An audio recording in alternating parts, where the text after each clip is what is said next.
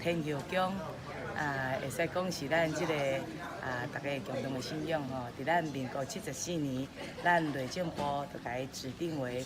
即个3级古迹。伫民国呢86年的时阵，因为咱文资法修订，变成咱的限定古迹哦。那经过大家的即个招总哦，咱昨呢文化部确定甲咱通知，已经呢升格做我们的国定古迹，变成咱中华县内第7间的即个国定古迹哦。那事实上，包括咱的即个龙山寺，包括咱的即个好几个。实际上，咱妈祖经变成国定古迹是实至名归哦，因为包括伊的大小木作，包括伊的即个石雕，包括伊的即个